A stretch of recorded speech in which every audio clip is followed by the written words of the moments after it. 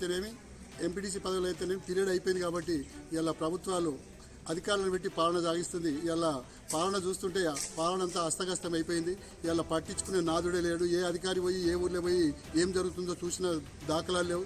ఇలా విషయానికి వస్తే ఇలా ఎలాంటి నిధులు లేవు. ఇలా దోమలతోటి రకరకాల ఇబ్బందులతోటి ప్రజలు అల్లకల్లోల మధ్య ఎవరు పట్టించుకున్న నాదు లేడు.